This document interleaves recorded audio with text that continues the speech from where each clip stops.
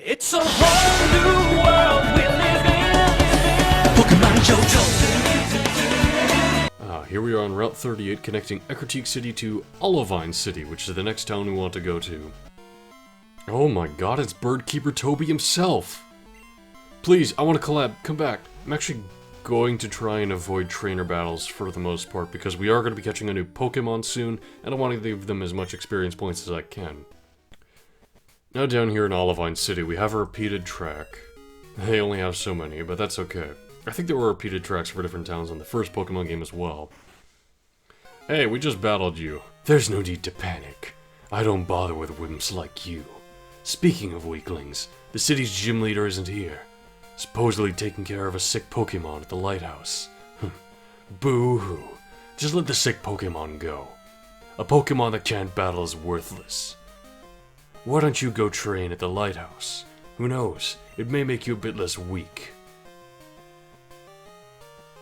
That's kind of interesting, we encounter him and he doesn't immediately battle us, different from the last rival. This person here gave us the good rod, which we might need, possibly?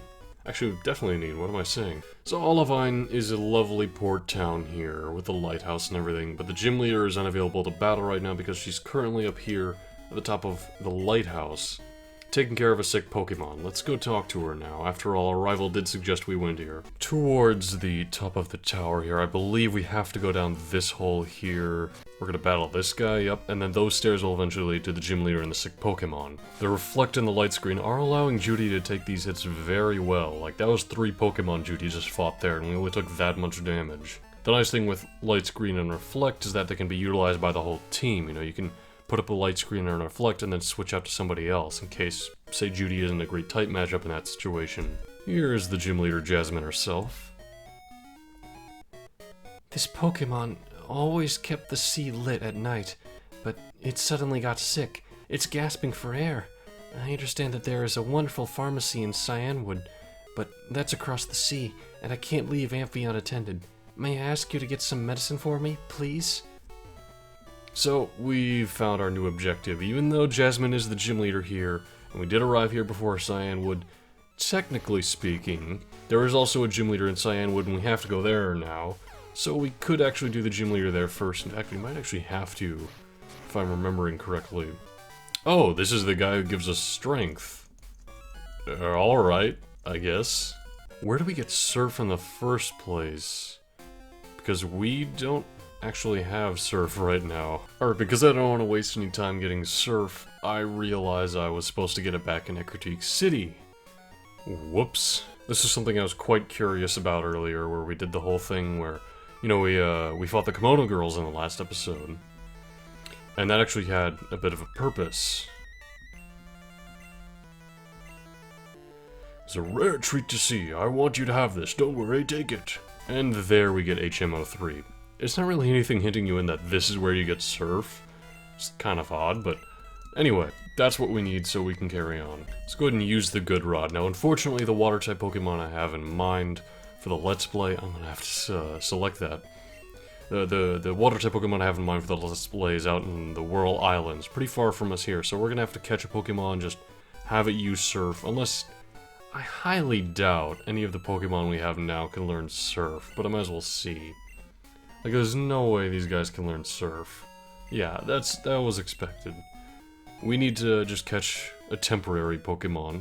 And this is, of course, fishing in the water, so practically any of these Pokemon I find should be able to use Surf. Except maybe that.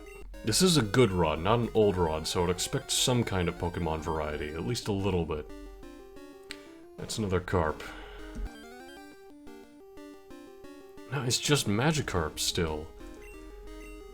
Huh, well, maybe it can learn Surf, I guess. I'll try to catch it. We do have the Lure Ball, which is better against water Pokemon. Or is it fishing just Pokemon in general? Anyway, we caught the Magikarp. Can this Magikarp learn Surf? I sure hope so. Teach Surf? No, it cannot. Alright, well, at the very least it's close to evolving. We just have to level up once. And I know the evolution of this Magikarp has to be able to learn Surf. It's a Gyarados. We're just gonna switch train this Magikarp a bit on these trainers. It's unfortunate, I want to do more of this training with our upcoming Pokemon, but this'll do, I suppose. There we go. It took battling practically the rest of the trainers on this route, but our Magikarp finally leveled up once. You know, every time we need a new team member, it's proving to be quite the challenge. I went through all that on Ruins of Alph only to couldn't get to the Pokemon there. You know, I go this way, and I gotta get a new Pokemon before we get the Pokemon I actually want to actually surf onto the water. But yeah, Magikarp evolves into Gyarados. We've seen Gyarados in the last game. I believe Lance had one. And this Pokemon has to learn Surf. He has to be able to, surely. Surf and teach it. Yes, teach it to Gyarados. It's kind of neat how he has his own symbol there on the icons and everything. Liz, please stop calling me. So now that we have Surf, we can of course go down here. That's just straight up a Lapras sprite, kind of odd. And let's have Avatar at the front, since this is going to be a lot of water types these trainers have, and that we encounter in the water in general. Since I had to battle a lot of those guys in that last route, I'm going to try to avoid these trainers as much as possible. We have encountered a new problem, because it seems like the only way I can get to where I need to get to, which is the Whirl Islands, is to have the move Whirlpool, so that we can use it to get past these, well, whirlpools here. Here we are in Cyanwood City. Maybe this is where we can get Whirlpool.